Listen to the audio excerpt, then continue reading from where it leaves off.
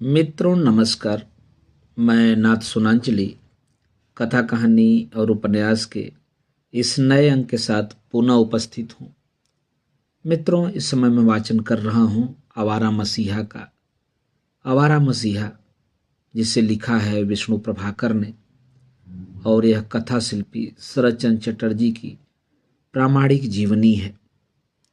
अब तक मैं आवारा मसीहा के तृतीय पर्व दिशांत के भाग 17 तक का वाचन अपने वाचन के पिछले क्रम में कर चुका हूँ।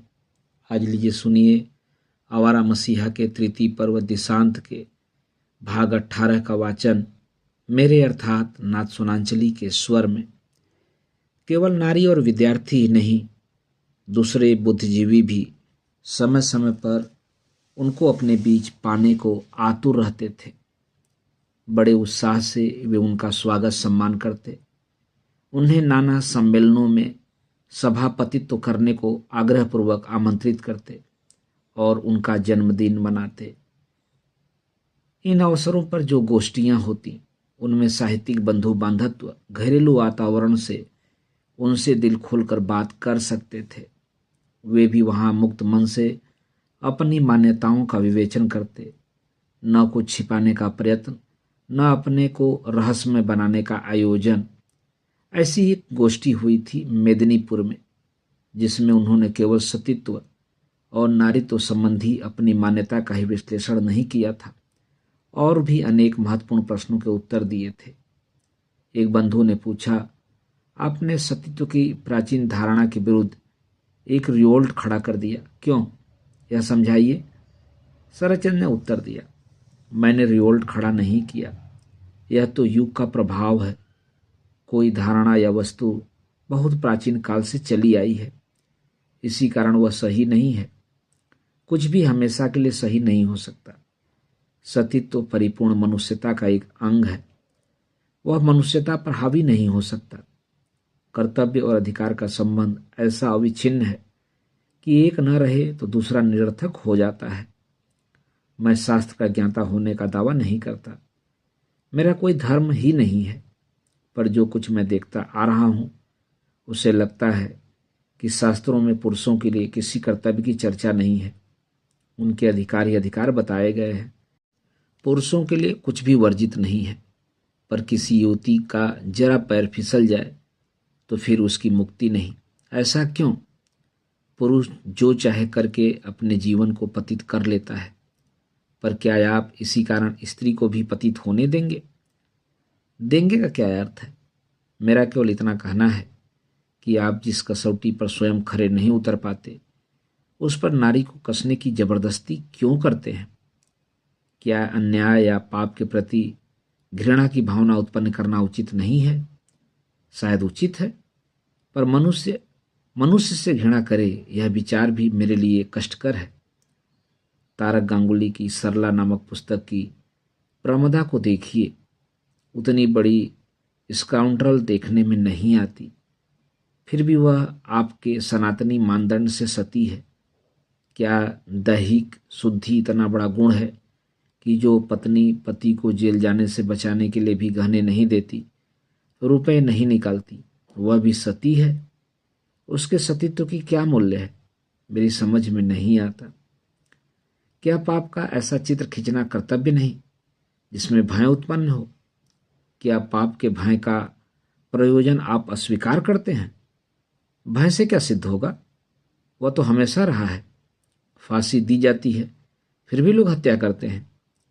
एक सज्जन ने कहा, यदि आप वेश्या में कोई सद्गुण दिखाएं तो क्या वह लोगों की दृष्टि में वेश्यावृत्ति के दोष घटाने के समान नहीं होगा?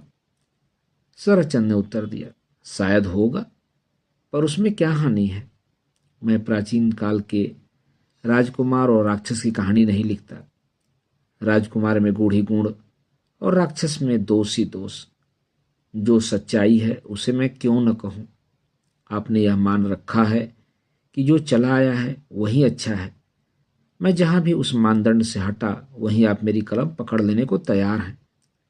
क्या जो कुछ भी प्राचीन से मेल नहीं खाता वह गलत है? एक मित्र बोले, बंकिम चंद्र ने सवेलनी को सजा दी, क्या उसी प्रकार सजा देना उचित नहीं? मैं किसी को सजा नहीं दे सकता, पर आपने तो विराज बहू को सजा दी है। विराज की बात अलग है, उसकी सजा स्वेच्छाकृत है। वह उसके अंतरलोक की सजा है। वह अपने पति को प्राण मन से प्यार करती थी। वह कभी चंद्रशेखर से प्यार नहीं करती थी। उसकी सजा प्यूगलियर है और फोर्स्ड है। मन पर उसका जोर नहीं। बंकिम बाबू को अनेक प्रकार की साइकिक शक्तियों की सहायता लेकर अपने समय के समाज के साथ निभाना पड़ा।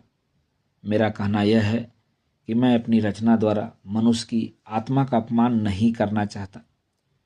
उनकी शक्ति अपार है, इसे बताना संभव नहीं है। इतने सारे दोष और सारी त्रुटियां ढक जाती हैं। यहाँ मानो शरद बाबू कहना चाहते हैं कि समाज की बाधा अमानुषिक है, उसे दूर करना ही चाहिए। परंतु समाज जब तक अंतर से सहज रूप में बाधाओं को दूर नहीं करता, तब तक बाधा के बंद द्वार पर सिर फोड़ते रहना ही होगा। किसी ने पूछा, आत्मत्याग वाले हमारे प्राच्य आदर्श को आपकी रचना में कितना स्थान मिला? शरद चंद्र ने उत्तर दिया, आत्मत्याग अवश्य है। आप लोगों में बहुतों को मालूम नहीं, वह सुविधा आपको नहीं मिली। मैंने बहुत भटक कर देखा है कि दूसरे समाजों में विवाह से पहले स्त्री पुरुष एक दूसरे का हृदय जीतने के लिए कितना विराट आत्मत्याग करते हैं।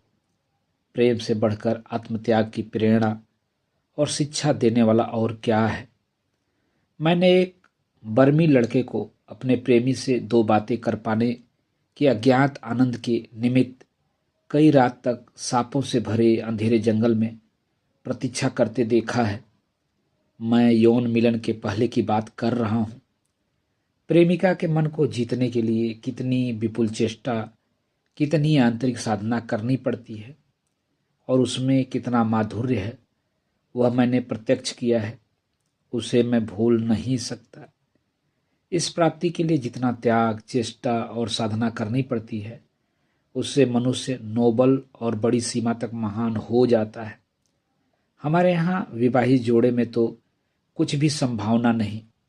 जीतने में जो आनंद है, जीवन पर उसका जो महान प्रभाव पड़ता है, उससे वे वंचित रह जाते हैं। जय के लिए कितनी व्यग्रता तथा आकुलता मैंने देखी है। वे इस प्रक्रिया से शक्ति संचित करते हैं, अपनी योग्यता बढ़ाते हैं और जरूरत पड़ने पर द्वंद्व युद्ध में उतर पड़ते हैं। वे प्रेम की मर्यादा जानते हैं, उन्हें उसका सम्मान रखना आता है। यह क्या होता है? समाज उन्हें पकड़ बांधकर कुछ मंत्र पढ़वाकर एक कर देता है। उन्हें एक साथ रहना सोना होगा, स्वयं कुछ नहीं करना पड़ता। अच्छी खासी गृहस्थी जम जाती है, बच्चे होते हैं, कभी कभी झगड़े भी हो जाते हैं, पर उन्हें प्रेम का जीता जागता आनंद प्राप्त नहीं होता। पशुओं में व्यग्रता और आकुलता देखी जाती है, तो क्या वे इससे श्रेष्ठ हो गए? कह सकते हैं कि यह पाशव है, पर इसी कारण है नहीं। उसमें जो आनंद है वह दुर्लभ है, वह क्षणिक हो सकता है, पर है बहुत प्रभावशाली। जय का आनंद कम नहीं होता।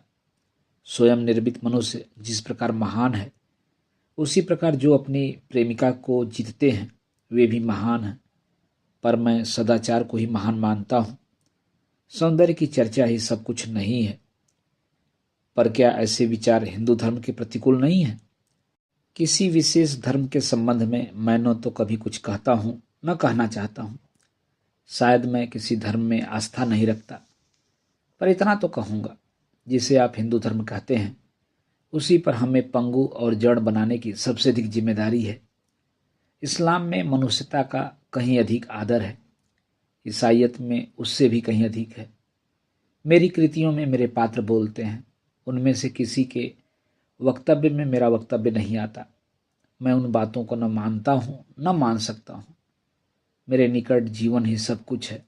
जीवन के बाद जीवन है या नहीं मैं नहीं जानता। रहने दीजिए, यह सब सुनना आपको अच्छा नहीं लगेगा। शरद बाबू भी आनंद के उपासक हैं, पर उनका आनंद संयम के बिना कुछ नहीं है। यही उनकी साहित्यिक अभिव्यक्ति का प्राण है। अगले वर्ष चंदन नगर की गोष्ठी में उन्होंने इस संयम की तो चर्चा की, अपने साहित्य सृजन की पृष्ठभूमि और परिवेश पर भी प्रकाश डाला। मती बाबू की पुस्तकें मैं खूब पढ़ता हूँ।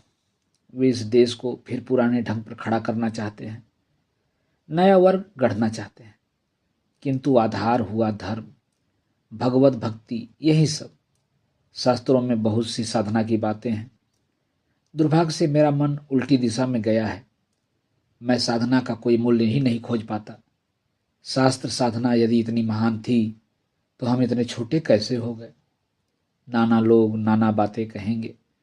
सभी जातियां जिनमें आत्मसम्मान की अनुभूति, बहुत से लोग स्वाधीन कहकर संसार को अपना परिचय देते हैं। हम लोग इतने बड़े होकर भी पठानों, मुगलों और फिर अंग्रेजों के जूते तले रौंदे गए। हमारा आध्यात्मिक जीवन बहुत ऊंचा है, किंतु यदि इतने ही बड़े थे तो छोटे क्यों हुए जा रहे हैं।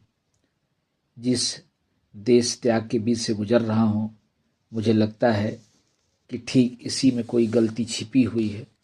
उसे खोज भी नहीं पाते। क्रमशः अवनति की ओर चले जा रहे हैं। 4 जनों को सुनाकर कहता हूँ, बताएं, यह 1000 वर्ष से भी हमारी दुर्दशा क्यों हुई? यह क्यों कर संभव हुआ? कोई यदि इसका कारण खोज सके तो महान उपकार होगा। और एक बात बराबर देखता आ रहा हूँ, साहित्य रचना के भी कुछ कायदे कानून हैं। ध्यान रखना होगा कि रस वस्तु अश्लीलता की सीमा में न चली जाए। श्लीलता अश्लीलता के बीच ऐसी एक सूक्ष्म रेखा है कि जिससे 1 इंच उधर पांव पड़ जाने से ही सब अश्लील होकर नष्ट हो जाता है। जरा सा पांव फिसला तो फिर बचना मुश्किल है। अवश्य मैं रसिकों के बारे में कह रहा हूँ। अश्लील साहित्य सर्वदा वर्जनीय है। मनोरंजन की खातिर मैं कभी झूठ नहीं बोलूँगा। यथासाध्य मैं ऐसा नहीं करता। मेरी कठोर आलोचना हुई है। गाली गलौज की बौछार निकल गई। देश नहीं जानता कि ग्रंथकार, कवि, चित्रकार, इनका जीवन सर्वसाधारण से भिन्न होता है। यहाँ के लोग यह नहीं जानते कि इनको स्नेह की छाया में ही रहना पड़ता है। लोग चाहते हैं इन्हें अभिज्ञता भी प्राप्त हो और हमारी तरह शांत, शिष्ट, भद्र जीवन भी यापन करें। ऐसा नहीं हो सकता। यह दुख का विषय है कि हमारे देश में जो आलोचना होती है उसमें 12 आने व्यक्तिगत आक्षेप होते हैं। यह सारी आलोचना व्यक्ति की होती है, पुस्तक की नहीं। इसी कारण बहुत से लोग भयभीत हो उठते हैं। प्रश्नों का कोई अंत नहीं था, लेकिन शरद बाबू जरा भी नहीं थके। उत्फुल्ल मन अंत में उन्होंने कहा, इस चर्चा में आनंद आया, लेकिन मनोरंजन के लिए नहीं। वास्तव में इस प्रकार की गोष्ठियों की आवश्यकता भी है। देश को किस प्रकार आगे बढ़ाकर उठाया जा सकता है, इस संबंध में विभिन्न लोगों के विभिन्न मत हैं। बीच बीच में इसी प्रकार पाठकों और लेखकों को एकत्रित होकर विभिन्न प्रयत्नों में सामंजस्य बनाए रखने की आवश्यकता है। एक गोष्ठी में एक बात उन्होंने खूब जोर देकर कही, मैं मनुष्य को बहुत बड़ा करके मानता हूँ, उसे छोटा करके नहीं मान पाता। लिंकन ने भी एक दिन घोषणा की थी, मैं किसी व्यक्ति को पतित देखना नहीं चाहता। सुनो रे मानुष भाई, साबार ऊपरे मानुष सत्य, तहार ऊपरे नाई, चंडीदास। इन गोष्ठियों के अतिरिक्त उनकी जन्म जयंती के अवसर पर जो सम्मेलन होते थे वे एक और दृष्टि से भी महत्वपूर्ण हैं। इनके साथ अनायास ही कवि गुरु रविन्द्रनाथ ठाकुर का संबंध जुड़ गया। यह क्रम संभवतः उनके 42वें जन्मदिन से आरंभ हुआ। उस वर्ष हावड़ा शिवपुर साहित्य संसद में उनका सम्मान किया गया था। अगले वर्ष उनके 43वें जन्मदिन के अवसर पर यूनिवर्सिटी इंस्टीट्यूट में प्रसिद्ध लेखक श्री प्रमथ चौधरी के सभापतित्व में उनका सार्वजनिक अभिनंदन किया गया। संयोजकों की बड़ी इच्छा थी कि इस सभा की अध्यक्षता श्री रविन्द्रनाथ ठाकुर करें, लेकिन वे यह निमंत्रण स्वीकार नहीं कर सके। उन्होंने महाराजा जगदीन्द्रनाथ का नाम सुझाया और उनके लिए आग्रह करते हुए स्वयं पत्र भी लिख दिया, लेकिन अंत में अस्वस्थ हो जाने के कारण वे नहीं आ सके और इसीलिए प्रमथ चौधरी अध्यक्ष हुए। गुरुदेव स्वयं तो नहीं आ सके थे, लेकिन उन्हें आशीर्वाद देते हुए एक पत्र उन्होंने अवश्य लिख भेजा। श्रीयुत शरदचंद्र चट्टोपाध्याय का सम्मान करने वाली सभा में बंगाल के सभी पाठकों के साथ मैं भी अपना अभिनंदन जताता हूँ। आज भी सशरीर पृथ्वी पर हूँ और इससे समय लंघन का अपराध प्रतिक्षण प्रबल होता है। यह याद दिलाने के लिए नाना उपलक्ष्य सदा ही होते रहते हैं। आज सभा में सशरीर उपस्थित होकर सबके आनंद में योग न दे सकूंगा, यह भी उन्हीं में से एक है। वस्तुतः मैं आज अतीत से आकर इस प्रदोषाधिकार में अपना दुर्बल हाथ फैलाकर उनको आशीर्वाद दिए जाता हूँ, जिन्होंने बंगला साहित्य के उदय शिखर पर अपनी प्रभा की ज्योति फैलाई है। अभिनंदन का उत्तर देते हुए बहुत सी बातों के अतिरिक्त शरद बाबू ने कहा, विभिन्न परिस्थितियों के विपर्य के बीच एक दिन विभिन्न व्यक्तियों के संपर्क में आना पड़ा था। इससे कुछ नुकसान नहीं हुआ, ऐसा नहीं है, लेकिन इस अवधि में जिन लोगों से साक्षात्कार हुआ उन्होंने मेरे सारे नुकसानों को पूरा कर दिया है। वे मेरे मन पर यह अनुभूति छोड़ गए हैं कि त्रुटि, स्खलन, अपराध, अधर्म ही मनुष्य का सब कुछ नहीं है। उसके बीच जो वस्तु वास्तव में मनुष्य है, जिसे आत्मा भी कहा जा सकता है, वह उसके सब अभावों, सब अपराधों से बरी है।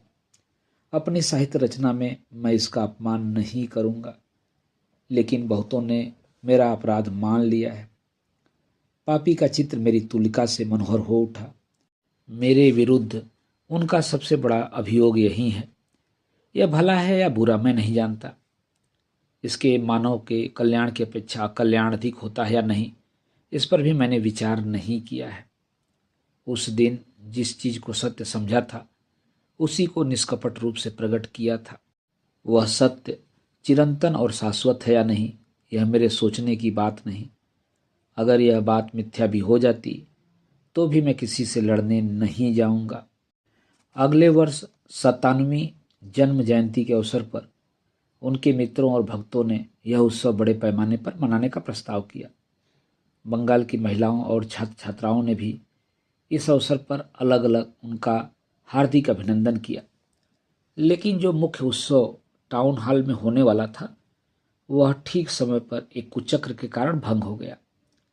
बेहाला के जमींदार मणिन्द्रनाथ राय उनके परम भक्त थे। उन्होंने ही इस सभा का आयोजन किया। सभापति चुने गए इस बार फिर गुरुदेव रविंद्रनाथ ठाकुर, लेकिन इस बार भी वे नहीं आ सके। इस समय बंगाल कांग्रेस में दो दल थे। शरद चंद्र सुभाष चंद्र बसु के समर्थक थे, इसलिए उनका झुकाव फॉरवर्ड दल की ओर था। अभिनंदन समिति में संयोग से उन्हीं का बहुमत था। इसी बात को लेकर उनके विरोधी एडवांस दल के लोग नाराज हो गए और उन्होंने इस आयोजन को पंगु बनाने की पूरी कोशिश की। ऐसा करने का उन्हें अवसर भी मिल गया। संयोग से इस वर्ष शरदचंद्र की जन्मतिथि जिस दिन पड़ी, उस दिन पिछले वर्ष हिजली जेल में पुलिस की गोली से 2 बंदियों की मृत्यु हो गई थी। इसी को उपलक्ष्य मानकर एडवांस दल ने साहित्य के हीरो की अभ्यर्थना को धूमिल कर दिया। जो उनके मित्र और प्रिय थे और बाद में फिर वैसे ही हो गए, उन्हीं यतीन्द्र मोहन बागची, कालिदास राय और सावित्री प्रसन्न चट्टोपाध्याय ने वक्तव्य दिया कि यह उत्सव नहीं होना चाहिए। उधर अमल होम इस उत्सव में विशेष रूप से रुचि ले रहे थे, लेकिन अचानक वे बीमार हो गए। ठीक समय पर सभा का आयोजन हुआ और एडवांस दल के लोगों ने वहां एक हंगामा खड़ा कर दिया। शरदचंद्र द्वार तक वाकर लौट गए। शनिवारेर चिट्ठी के सजनीकांत दास का इस हंगामे में प्रमुख हाथ था। पारस्परिक वैमनस्य और दलबंदी के कारण यह उत्पात हुआ। अन्यथा जन्म जयंती का उत्सव साधारण रूप से कहीं भी मनाया जा सकता था। यह जैसा बाद में करना पड़ा, शुरू में ही स्थगित किया जा सकता था। राजनीतिक तनातनी के बीच में व्यक्तिगत उत्सव को इतना महत्व न देना शायद उदारता ही होती। अंततः शरद वंदना समिति ने 2 दिन बाद यह उत्सव मनाया। उनके सम्मान में एक पुस्तक शरद वंदना प्रकाशित की और उन्हें अनेक बहुमूल्य उपहार भेंट में दिए। इस दुर्घटना का एकमात्र कारण यही नहीं था। उन दिनों देश में सांप्रदायिक निर्णय के कारण बहुत उत्तेजना फैली हुई थी। गांधी जी अछूतों के प्रश्न को लेकर आमरण अनशन करने का निश्चय कर चुके थे। इस निश्चय से देशवासियों का उद्विग्न होना स्वाभाविक था। यतीन्द्र मोहन बागची आदि के विरोध के मुख्य कारण भी यही था। अन्यथा शरद वंदना में उनकी रचनाएं भी हैं। गुरुदेव रविन्द्रनाथ ठाकुर भी इसीलिए शायद उस सभा में नहीं आ सके। शरद नारी जाति के मसीहा के रूप में जाने जाते हैं। कवि गुरु ने भी अपनी एक प्रसिद्ध लंबी कविता साधारण में कहा है कि साधारण नारी शरदचंद्र को अपनी मनोवेदना प्रकट करने वाले लेखक के रूप में जानती है कि यदि शरद बाबू उसकी कथा लिख देंगे तो उसका उद्धार हो जाएगा। इसलिए वह साधारण लड़की उनसे विनती करती है, पाँव पड़ती हूँ तुम्हारे, एक कहानी लिखो शरद बाबू, नितांत साधारण लड़की की कहानी। पाए पड़ी तुम्हार एकटा गल्प लिखो तुम ही शरद बाबू, नितांत साधारण मेयर गल्प। इसी नाम की एक कविता लिखी उनके मामा उपेंद्र नाथ ने। उसमें भी वे शरद से कहते हैं, तुम अगर साधारण लड़की की कहानी नहीं लिखोगे तो मैं लिखूंगा, लेकिन वह इतनी असाधारण नहीं होगी और बंगाल की नारियां उसे पढ़कर शरदचंद्र को ही शाप देंगी। इससे स्पष्ट है कि गुरुदेव ने उनकी प्रतिभा का वर्णन किया था और जहाँ तक शरद बाबू का संबंध है वे जीवन भर उनको अपना गुरुदेव मानते रहे। लेकिन फिर भी उनके जीवन में ऐसे अवसर आए जब उन दोनों में अपरिचय की दूरी बढ़ा दी और कुछ ही समय के लिए सही मनोमालिन्य पैदा हुआ। कई वर्ष पूर्व कवि गुरु ने शरदचंद्र के और अपने दोनों के परम भक्त संगीतज्ञ दिलीप कुमार प्राय को एक पत्र लिखा था। उसमें उन्होंने अपने और शरद के बीच पैदा हो जाने वाले व्यवधान की चर्चा की है। किसी पत्र लेखक ने बताया कि शरदचंद्र को विश्वास है कि मैं उसके ऊपर से विरक्त हूँ। जो मुझे अच्छी तरह जानते हैं वे इतनी भूल नहीं कर सकते। राष्ट्रनीति या किसी विषय में मत न मिलने को मैंने कभी भी फौजदारी दंड विधान के अंतर्गत नहीं माना। यदि मैं किसी दिन स्वराज्य सरकार का अधिनायक होता, ऐसा होने पर तुम पूर्ण रूप से निश्चित रह सकते हो कि मेरे साथ तुम्हारे संगीत का मेल न होने पर भी तुम्हारा धन और जीवन सुरक्षित रहेंगे। शरद ने मेरे प्रति कोई अपराध नहीं किया। शायद तुम जानते हो कि शरद के संबंध में मैंने कभी अश्रद्धा प्रकाशित नहीं की। साहित्य के संबंध में शुरू से ही मैं उनकी प्रशंसा करता आ रहा हूँ। बहुत लोग कहानी लिखने में शरद को मुझसे श्रेष्ठ मानते हैं। यह मेरी चिंता करने की बात इसलिए नहीं कि काव्य रचना में मैं शरद से श्रेष्ठ हूँ। इस बात को बड़े से बड़ा निंदक भी अस्वीकार नहीं कर सकता। गुरुदेव ने जो कामना व्यक्त की वह निरंतर फलीभूत हो रही थी। उनके गौरव से देश का गौरव सचमुच बढ़ रहा था। देश के बाहर भी उनकी ख्याति पहुंच गई थी। श्रीकांत प्रथम पर्व का अनुवाद अंग्रेजी में हो चुका था। डॉक्टर कनाई गांगुली ने उसका अनुवाद इतालवी भाषा में भी किया था। इस अनुवाद को पढ़कर फ्रेंच मनीषी रोमिया रोला ने प्रवासी के संपादक रामानंद चट्टोपाध्याय से पूछा था, शरदचंद्र प्रथम श्रेणी के उपन्यासकार हैं, उन्होंने और कौन कौन सी किताबें लिखी हैं? कल्लोल के संपादक दिनेश चंद्र दास को भी एक पत्र में उन्होंने लिखा था, हम कई यूरोपवासी बंधु भारतवर्ष के वर्तमान साहित्यकों के साथ परिचय प्राप्त करना चाहते हैं। शरदचंद्र की रचनाओं का परिचय पाकर हमें खुशी होगी। केसी सेन और टॉमसन द्वारा अनुवादित उनके श्रीकांत प्रथम पर्व को पढ़कर उनके अभिनव व्यक्तित्व और लिपि कुशलता पर मुग्ध हो गया हूँ। स्वयं शरदचंद्र के पास पाश्चात्य विद्वानों के अनेक पत्र आते थे। एक इटालियन ने श्रीकांत की विस्तृत प्रशंसा करते हुए लिखा था, यह रचना आज के विश्व साहित्य की चोटी की रचनाओं में गिने जाने योग्य है। मैंने मूल बंगला में उसे पढ़ा है और अब इटालियन भाषा में उसका अनुवाद करने जा रहा हूँ। क्या यह किसी भी देश के लिए गर्व की बात नहीं है?